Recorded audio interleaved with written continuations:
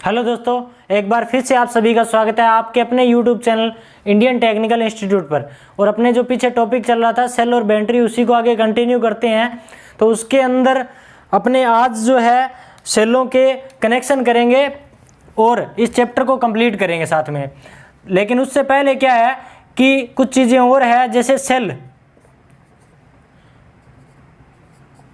की charging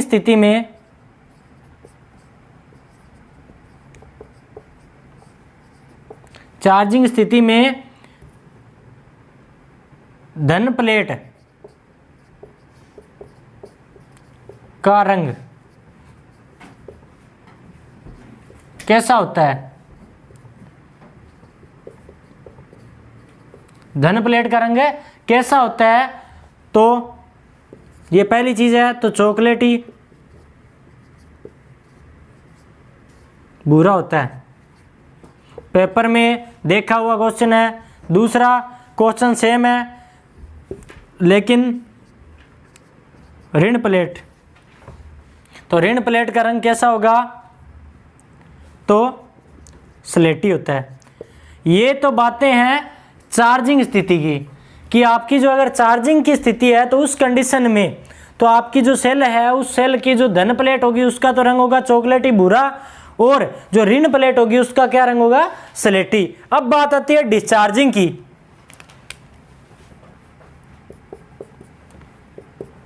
discharging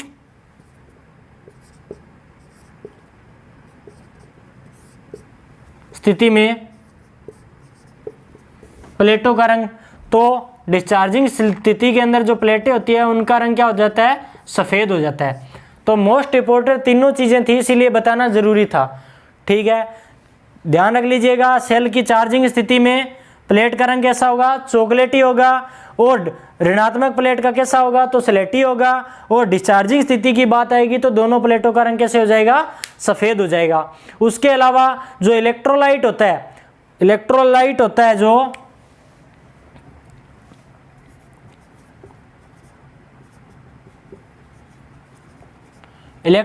होता है वो चार्जिंग स्थिति में गाढ़ा होता है, ठीक है, और डिस्चार्जिंग स्थिति में पतला होता है। यानी कि अगर चार्जिंग स्थिति होगी, चार्ज होगी अपनी बैटरी, तो इलेक्ट्रोलाइट जो होगा वो गाढ़ा होगा, क्योंकि हमने देखा था कि जो आपका हाइड्रोमीटर था वो हाइड्रोमीटर तैर रहा था अगर चार्ज थी बैटरी, और अगर डिस्चार्ज थी तो उस टाइम क्या हो रहा था, हाइड्रोमीटर का जो फ्लोट है वो उसके अंदर जा रहा था, पूरा का पूरा डूब रहा था। तो इसका मतलब क्यों डूब रहा था, क्योंकि वो पतला था इलेक्ट्रोलाइट, इसीलिए डूब रहा था। अब तीसरी चीज कि अपनी जो बैटरी है वो सही तरीके से कितने टेम्परेचर के ऊपर काम कर सकती है, मोस्ट इंपॉर्टेंट। तो सही अपनी बैटरी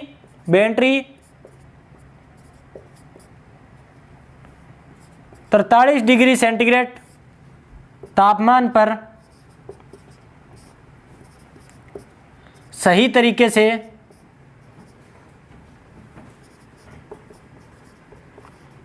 काम कर सकती है, सही से काम कर सकती है। कितने डिग्री टेम्परेचर तक है, तो 43 डिग्री टेम्परेचर तक। ये कुछ मोस्ट इंपॉर्टेंट चीज़ें थी, तो कोई नोट करना चाहते हो तो नोट कर लीजिए। और इसके बाद में करते हैं कनेक्शन। तो कनेक्शन जो है मैं पीछे प्रतिरोध के करवा चुका हूं, वही कनेक्शन रहते हैं, वही सेलों के रहेंगे।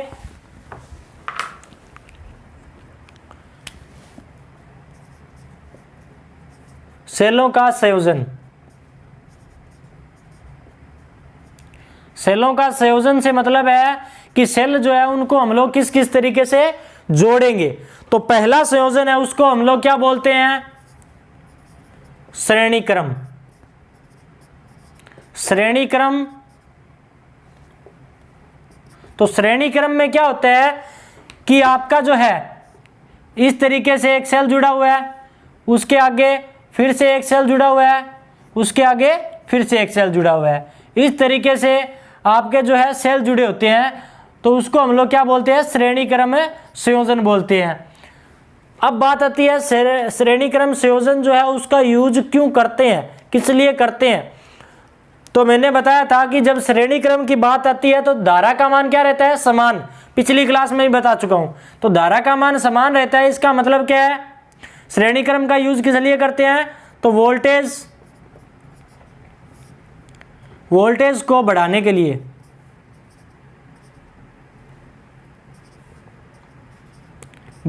लिए, श्रेणी क्रम जो संयोजन है उसका उपयोग किया जाता है, पहली बात होगी मोस्ट इंपॉर्टेंट। ठीक है, ये चीज आपको समझ में आ गई होगी। अब देखते हैं किस तरीके से बढ़ेगी वोल्टेज का मान, किस तरीके से बढ़ेगा। तो पेपर में भी क्वेश्चन आता है, ये 1.5 वोल्ट का सेल है, ये 1.5 वोल्ट का सेल है और ये 1.5 वोल्ट का सेल है। तो वो पूछ लेते हैं कि आपकी जो वोल्टेज है, कुल वोल्टेज का मान कितना होगा। तो श्रेणी क्रम में जिस तरीके से हमने प्रतिरोध जोड़े थे उसी तरीके से ये जुड़ जाते हैं, यानी कि अगर मैं बात करूंगा VT टोटल वोल्टेज बराबर क्या होगा, तो N इंटू में V, यानी कि एक से जो है कितने आपके नंबर्स ऑफ सेल है और कितने एक सेल की वोल्टेज कितनी है। तो कितने सेल है, 3, और कितनी है एक सेल की वोल्टेज, यानी कि 4.5 वोल्ट जो है वो VT का मान है। इस तरीके के जो पेपर है उसमें क्वेश्चन भी आते रहते हैं, ध्यान रखिएगा, बहुत इजी क्वेश्चन आते हैं। इतनी चीज समझ में आ गई होगी। अब बात आती है कि आपको अगर धारा का मान निकालना है तो धारा का मान किस सूत्र के द्वारा निकलेगा। तो धारा का मान जो है किस सूत्र के द्वारा निकलेगा तो वो देख लेते हैं। तो I बराबर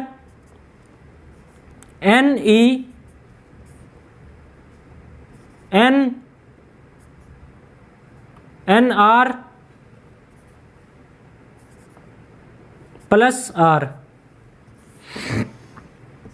ये जो सूत्र है वो श्रेणी क्रम में धारा निकालने के लिए आपका उपयोग किया जाता है कि आपको अगर करंट का मान निकालना है श्रेणी क्रम के अंदर, तो श्रेणी क्रम के अंदर करंट का मान निकालने के लिए ये जो सूत्र है ये आपका प्रयोग किया जाता है। तो इसके अंदर N तो नंबर्स ऑफ सेल आ गए, एक सेल का EMF आ गया, उसके बाद में नंबर्स ऑफ सेल आ गए, आंतरिक प्रतिरोध आ गया और ये प्रतिरोध आ गया एक सेल का, कुल प्रतिरोध कितना है।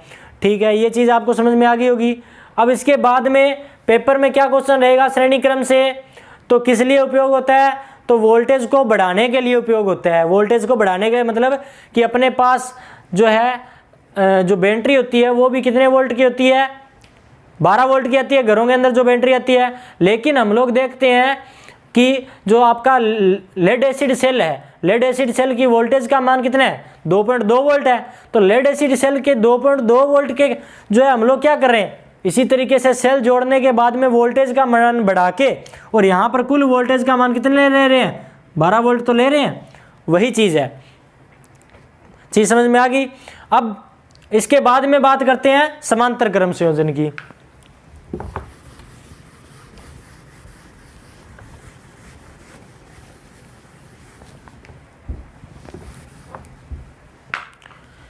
दूसरा कौन सा है, समांतर क्रम संयोजन। समांतर संयोजन या समांतर क्रम बोल देते हैं। समांतर क्रम में क्या होता है कि वही चीजें हैं, आपको पीछे भी बता चुका हूं, इस तरीके से आपके जुड़े होते हैं समांतर क्रम में।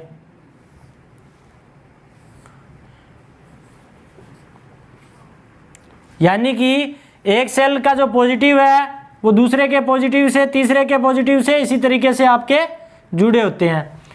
तो उसको हम लोग क्या बोलते हैं, समांतर क्रम संयोजन बोलते हैं। तो समांतर क्रम संयोजन जो है उसका उपयोग किस लिए करते हैं, तो किस लिए करते हैं, तो मैंने बताया हुआ है कि समांतर में जो वोल्टेज का मान क्या होता है कि अलग अलग परिपथ में अलग अलग रहेगा, अलग अलग रहेगा। इसका मतलब क्या है कि अगर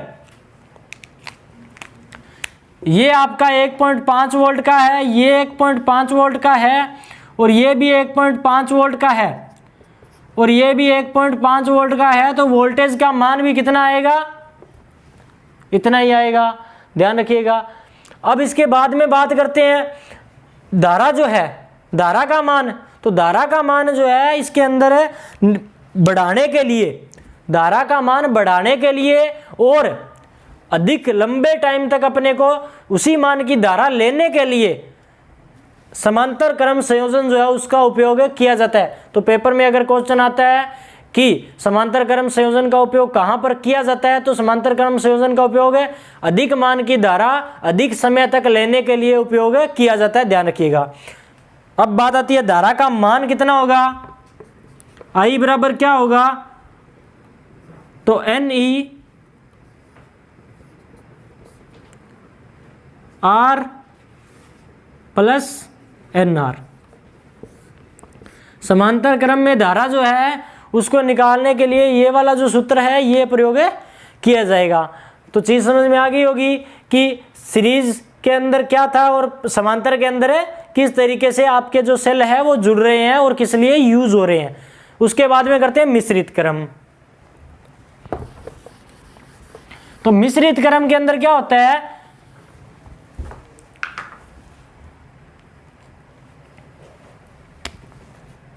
तीसरा है मिश्रित क्रम, मिश्रित क्रम संयोजन। तो मिश्रित क्रम के अंदर क्या होता है कि आपके कुछ सेल श्रेणी में और कुछ सेल क्या होते हैं समांतर क्रम में जुड़े होते हैं, तो उसको हम लोग क्या बोल देते हैं, मिश्रित क्रम संयोजन बोल देते हैं। तो इसका जो यूज है वो अधिक मान की धारा और अधिक मान की वोल्टेज, जिस तरीके से प्रतिरोध के अंदर था, ठीक है, तो अधिक मान की धारा अधिक मान की वोल्टेज जो है लेने के लिए हम लोग इसको जो है यूज करते हैं इस तरीके का संयोजन, लेकिन बहुत कम चांसेस होते हैं इस तरीके का संयोजन यूज करने के। अब बात आती है इसके अंदर धारा का मान कैसे निकलेगा, तो धारा का मान निकालने के लिए सूत्र यूज होता है इसके अंदर N M E N R plus M R। तो इसके अंदर एक और चीज आ गई है, M आ गया है। तो वो M क्या है, तो M है समांतर पथ, यानी कि इसके अंदर जो समांतर है वो कितने भागों के अंदर डिवाइड किया गया है वो चीज आ गई है। ये चीज आपको समझ में आ गई होगी कि कितने आपने सेलों के किस तरीके से संयोजन कर सकते हैं। उसके अलावा श्रेणी क्रम जो है उसके अंदर क्या होता है, समांतर क्रम में क्या होता है और मिश्रित क्रम में क्या होता है, किस तरीके से जोड़ते हैं और यहाँ पर यूज करते हैं। अब इसके बाद में बात आती है जो अपनी बैटरी है, उस बैटरी की हम लोग अधिकतम दक्षता की बात करते हैं या अधिकतम धारा की बात करते हैं, कब हम लोगों को मिलेगी, अधिकतम धारा हम लोगों को कब मिलेगी, तो मोस्ट इंपॉर्टेंट है, पेपर में बार बार पूछ लिया जाता है।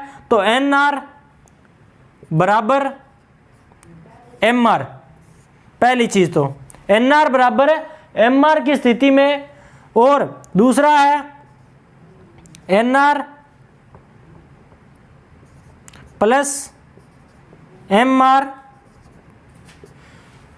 का मान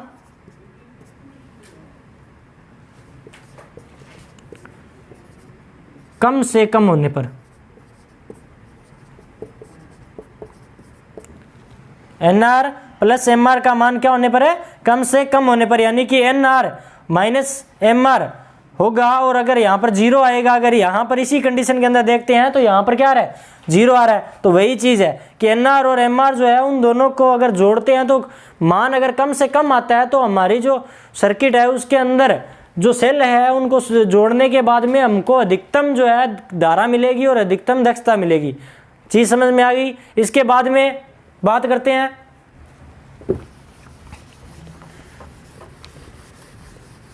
तो अब इसमें क्या है कि अपने देखते हैं जो बैटरी है उसकी दक्षता। तो बैटरी की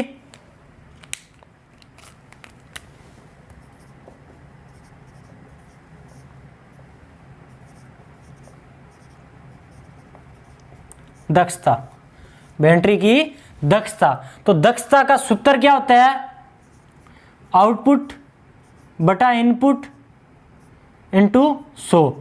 दक्षता ज्यादातर हमेशा कहाँ पे ली जाती है, किस में ली जाती है, परसेंटेज के अंदर ली जाती है, ध्यान रखिएगा, मोस्ट इंपॉर्टेंट। इसकी इकाई जो है नहीं होती है, बस एक जो चैप्टर आएगा इल्यूमिनेशन आपका, उस एक चैप्टर के अंदर इसकी इकाई आएगी दक्षता की, और कहीं भी आपकी जो दक्षता है उसकी इकाई नहीं होती है, ध्यान रखिएगा।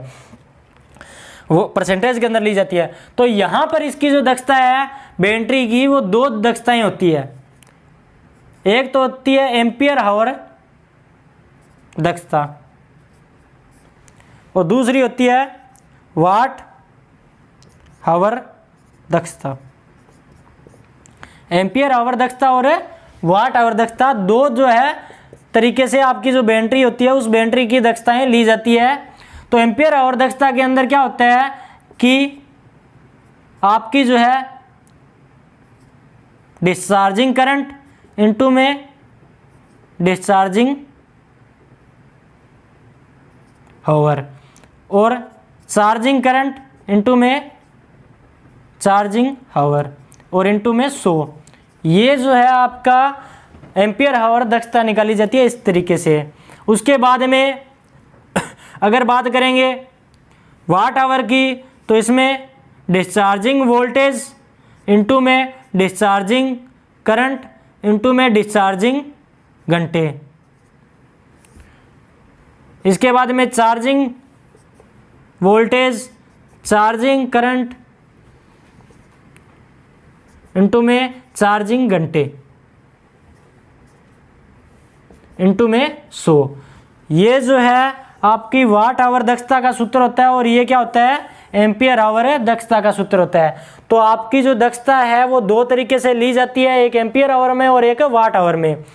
अब बात आती है जो लेड एसिड सेल होता है ना, उसके बारे में पूछ लेता है पेपर में। तो लेड एसिड सेल की जो है एम्पियर आवर जो दक्षता है वो तो आपकी है 90 से 95% तक, और जो वाट आवर दक्षता है वो है 80 से 85% तक। ठीक है, पेपर में पूछ लिया जाता है तो आप जो है याद कर सकते हो, इतनी जो दक्षताएं होती है दोनों की। उसके बाद में अभी कुछ टॉपिक और है जिनके बारे में देख लेते हैं, जो है कि आपकी जो बैटरी है या फिर जो डीसी है, बैटरी किस पे काम करती है, तो डीसी करंट पे, डायरेक्ट करंट पे मोस्ट इंपॉर्टेंट है, ध्यान रखिएगा। डीसी पे काम करती है तो डीसी है या फिर बैटरी है जो कि कहाँ कहाँ पर यूज होती है, कई जो है विशेष चीजें होती है। इलेक्ट्रोप्लेटिंग के अंदर आपकी जो है बैटरी यूज की जाती है, ध्यान रखिएगा, या डीसी यूज की जाती है। उसके बाद में धातु शोधन,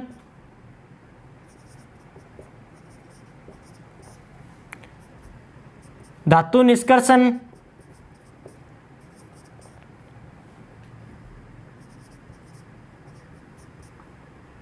इनके अंदर आपकी जो बैटरियां हैं या फिर आपकी जो बैटरी है वो उपयोग की जाती है। इलेक्ट्रोप्लेटिंग क्या होता है, इलेक्ट्रोप्लेटिंग एक धातु पर दूसरे धातु की जो है परत चढ़ानी होती है। जैसे हम लोग देखते हैं लोहे वगैरह है उसके ऊपर जंग लग जाता है, तो या फिर सोने वगैरह या तांबे पर ज़्यादातर सोने की परत चढ़ाई होती है। तो एक धातु पर दूसरे धातु की परत चढ़ाने के लिए जो यूज़ की जाती है वो डीसी या फिर इलेक्ट्रोप्लेटिंग के अंदर यूज़ की जाती है। उसके बाद में धातु शोधन, तो हम लोग देखते हैं कि कच्चा पदार्थ निकलता है जो खनिज पदार्थ होता है, उसके अंदर अलग अलग धातुओं मिश्र धातु के रूप में होती है, तो वहाँ से धातु निष्कर्षण के रूप में भी ये यूज़ की जाती है। उसके अलावा धातु शोधन के अंदर यूज की जाती है और धातु निष्कर्षण के अंदर भी ये यूज की जाती है। इसके अलावा इलेक्ट्रोटाइपिंग के अंदर भी यूज की जाती है, जो पुराने टाइम पे जो है छपाई वगैरह थी या जो पेंटिंग वगैरह करते थे उसके अंदर भी ये वाली जो है विधि यूज की जाती थी या डीसी यूज की जाती थी, ध्यान रखिएगा। इसके बाद में बात करते हैं जो कल आपको पिछली क्लास के अंदर क्वेश्चन दिए गए थे उनकी।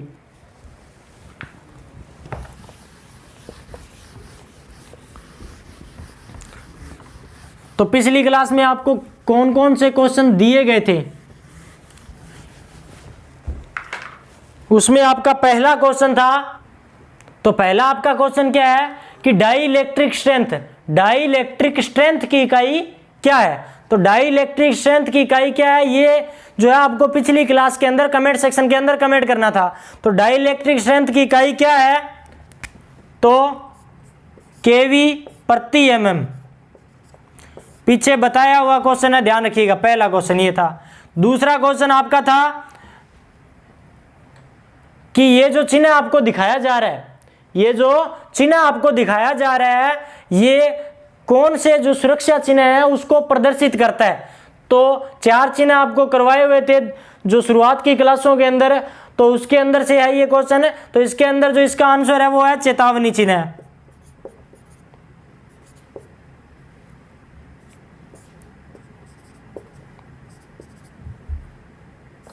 चेतावनी चिन्ह है। उसके बाद में आज का आपका जो पहला क्वेश्चन है, शक्ति यानी कि जो पावर है, उस पावर के क्या लिखने हैं, तीनों सूत्र लिखने हैं। तो पावर के तीनों सूत्र आपको कमेंट सेक्शन के अंदर कमेंट करने हैं, जल्दी से जल्दी कमेंट कर दीजिए। उसके बाद में दूसरा क्वेश्चन है इलेक्ट्रॉन की खोज किसने की है। तो इलेक्ट्रॉन की खोज किसने की है मेरे भाई, ये आपको जो है कमेंट सेक्शन के अंदर कमेंट करना है। तो जल्दी से जल्दी नीचे कमेंट सेक्शन दिया गया है, जिसके अंदर जाके दोनों क्वेश्चन जो है कमेंट कर दीजिए।